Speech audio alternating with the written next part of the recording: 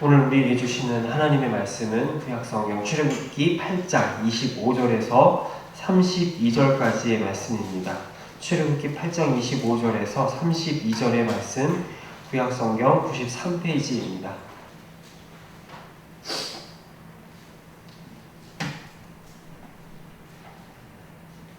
저와 여러분이 한 절씩 교독하신 후에 마지막 절은 함께 읽겠습니다.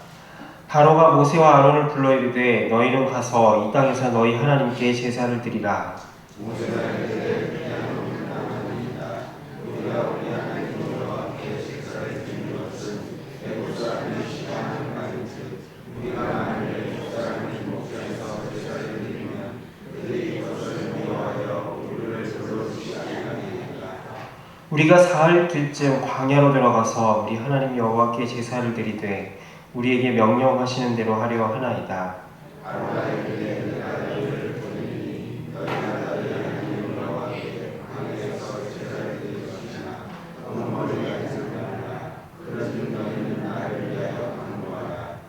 모세가 이르되 내가 왕을 떠나가서 여호와께 간구하리니 내일이면 8일 때가 바로와 바로의 신하와 바로의 백성을 떠나려니와 바로는 이 백성을 보내어 여호와께 제사를 드리는 일에 다시 거짓을 행하지 마소서 하고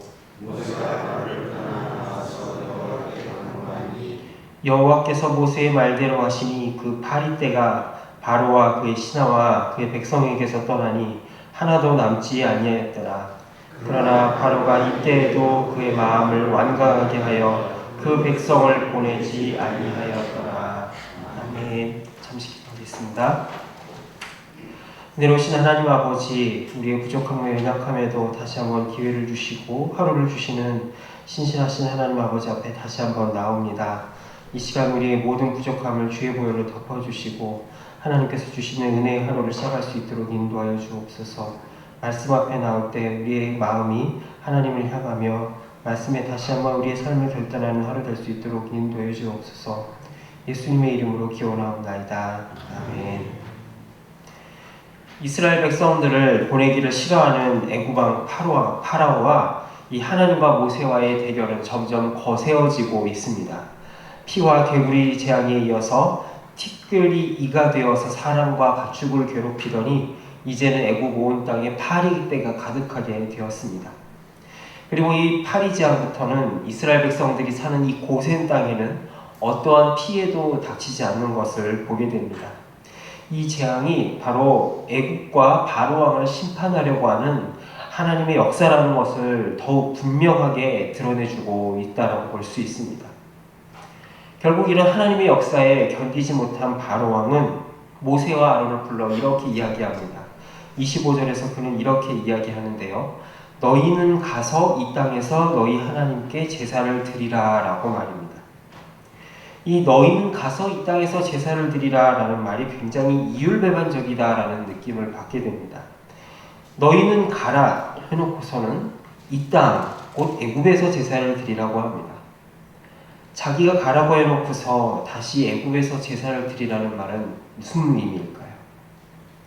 재앙은 피하고 싶지만 동시에 이스라엘 백성들 역시 포기하고 싶지 않은 두 마음을 바로 이렇게 표현하는 것이 아닌가라는 생각을 해보게 됩니다.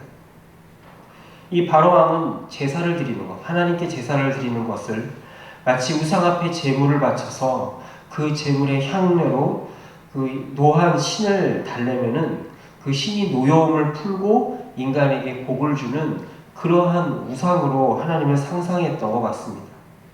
그래서 너희 신에게 제물을 드려서 나를 좀 봐달라 했던 것 같던 것입니다.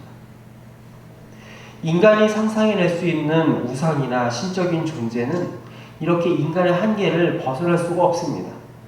인간은 어떻습니까? 아침과 저녁이 다르고 어제와 오늘이 기분이 다른 그런 변덕스럽기 그지없는 존재입니다.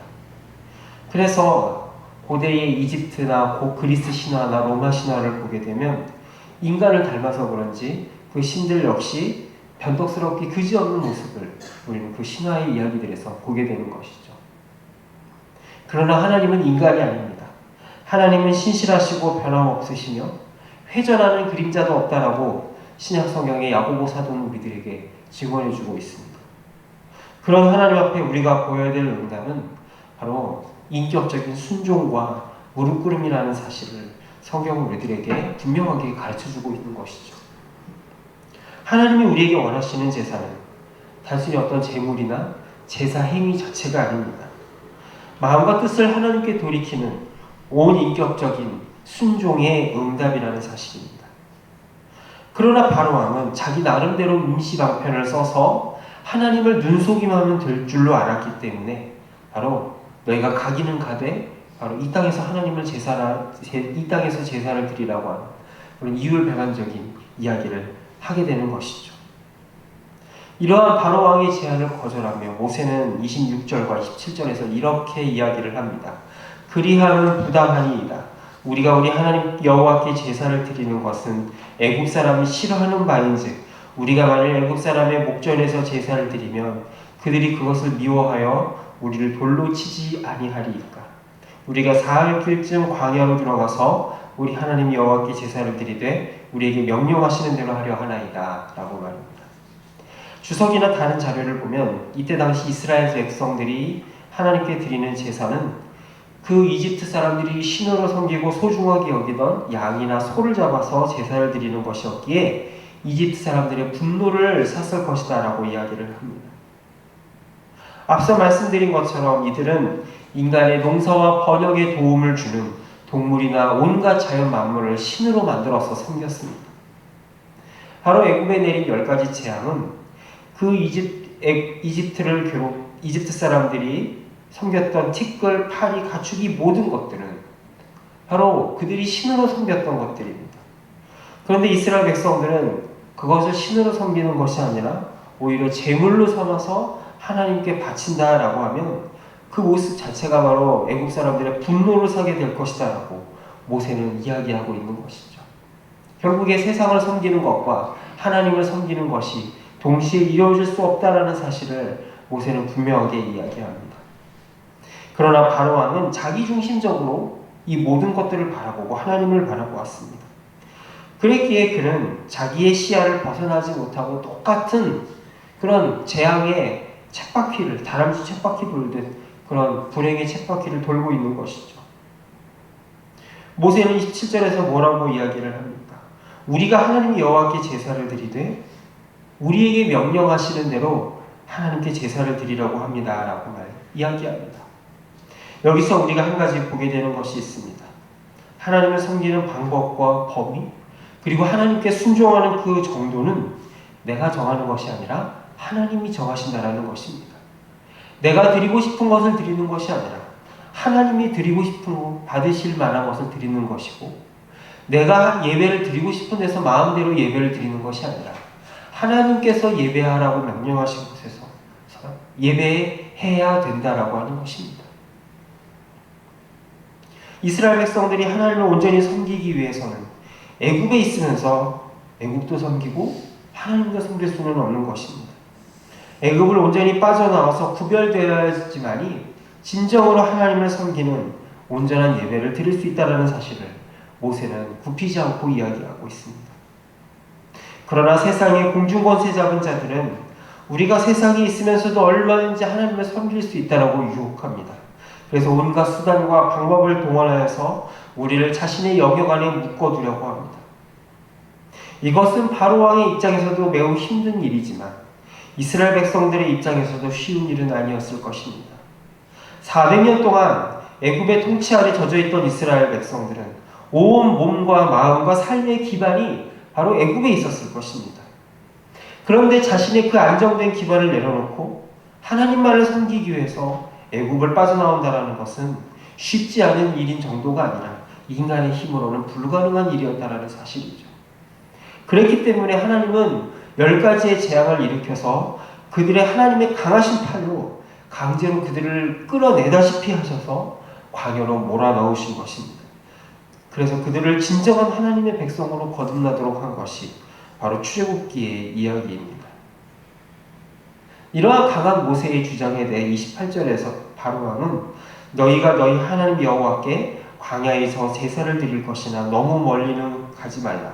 그런즉 너희는 나를 위하여 간구하라라고 이야기합니다.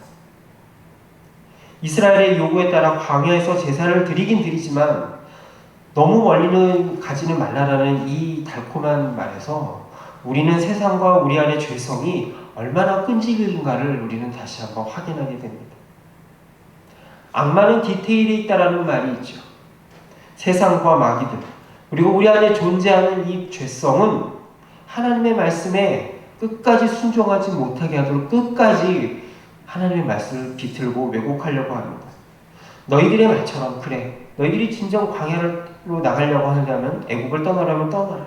그러나 너무 멀리 가지는 말라라고 하는 이 말에서 우리는 이 악마의 디테일을 발견할 수 있어야 할 것입니다. 그렇다면 오늘날 우리에게 있어서는 무엇이 온전히 애국을 떠나서 하나님을 섬기는 일일까요?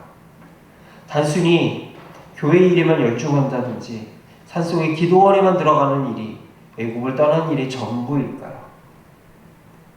우리가 분명히 세상에 발을 붙이며 일상의 삶을 살아가지만 우리들의 마음은 세상에서 떠나서 바로 하나님께로 향해 있는 것, 그것이 바로 하나님이 오늘 우리에게 원하시는 바로 진정한 출애굽이 아닌가라는 생각을 해보게 됩니다. 바로 왕은 이 재앙을 일으키신 하나님이 어떠한 분인지, 무엇을 원하시는 분인지 여기에 초점을 맞추는 것이 아니라 어떻게 하면 이 한순간의 재앙을 면피하고 내 이익을 챙길 것인지에 초점을 맞추고 있습니다. 이러한 바로왕의 욕심에 모세는 휘둘리지 아니하고 하나님이 원하시는 것이 무엇인가를 끝까지 놓치지 않고 당당하게 증언하였던 것이죠. 결국 모세는 파리떼들도 물러가게 하지만 역시나 바로왕은 자신의 역할을 잊지 아니하고 감당합니다. 바로 파리떼가 물러가자마자 마음을 바꿔 백성들을 보내지 않은 것이죠. 겉으로 볼 때는 이렇게 애굽왕이 고집을 부리고 열쇠를 쥐고 있는 것 같지만 실상 이 모든 것은 하나님께서 당신의 권능의 역사를 아직 충분히 드러내지 않았기 때문에 벌어지는 일이라는 사실을 우리는 이미 알고 있습니다.